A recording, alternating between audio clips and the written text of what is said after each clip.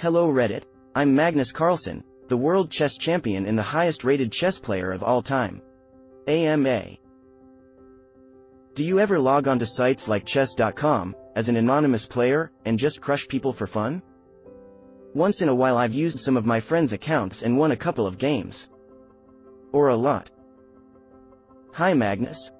Even though you were international master and grandmaster early on, did you ever feel like you have plateaued with your game, that you did not think you could get better, or did you always know that you could be the best player ever? And if you did think you could not get better, how did you get better? Times when I was struggling, I always kept a very positive mindset. I thought that things would turn around in the next game, or the next tournament. Eventually it did. As for plateaued, I still feel that I have plenty to learn. It's just about translating more knowledge into better play and better results.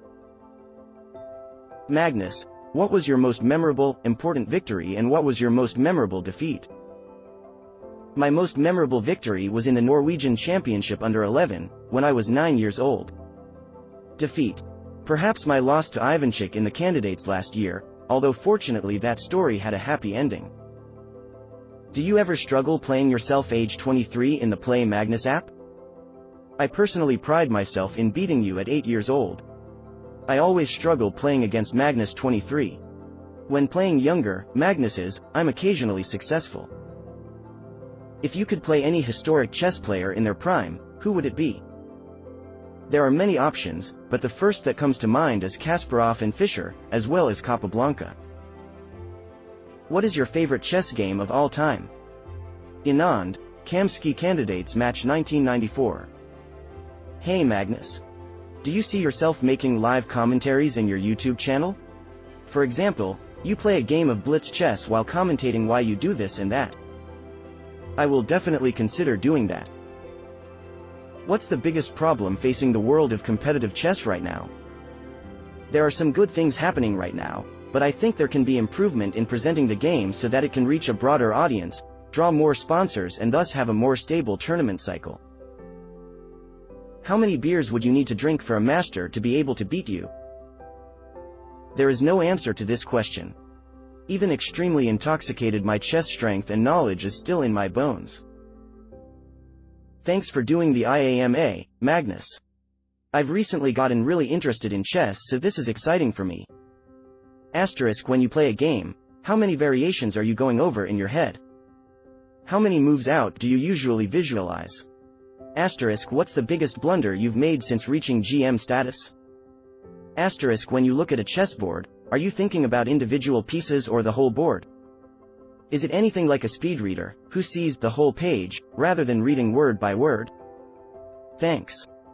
I usually consider from 1 to 3 different moves, and then the variations can be either fairly short or 15 to 20 moves if necessary. Blunder. It's hard to say. I've blundered queens, rooks, minor pieces and pawns and checkmates. Take your pick. I see the whole page.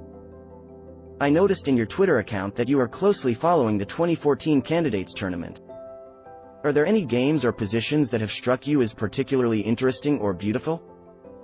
I was impressed by Anand's win against Aronian in the first round.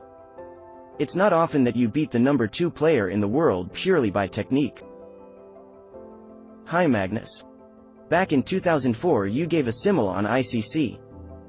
I was one of the lucky to get selected to play against you then. We agreed to a draw after 35 moves from a Sicilian Najdorf, English attack. My second greatest chess achievement and an enormous honor to play you. How serious do you take simuls? Once you leave a board, do you only focus on the next board or do you find yourself still considering previous positions? Do you have certain strategies you aim for, such as do you tend towards more sharp positions for fun and out-calculate your opponents, or do you tend towards more positional games and out-maneuver to victory? Thanks. 1. E4 C5-2. NF3 D6-3. D4 CX D4-4. NX D4 NF6-5. NC3 A6-6. B3 E5-7. NB3 B6-8. F3 B7-9. QD2 D5-10. EXD5 NXD5-11. 000 NXE3-12. QXE3QC713. KB10014. ND5BXD515. RXD5NC616. BD3 Radians 817. RXD8 RXD818. H4A519. A3A420. ND2. ND421. C3NC622. BC2 Na523. H5BC524. QE2QB625. Ka2B326. Na4NB327. BXB3QXB3 plus 28. Ka1F529. QXE3FXE430. QXE4 Road 1 plus 31. RXD1 QXD1 plus 32. QB1 QE233.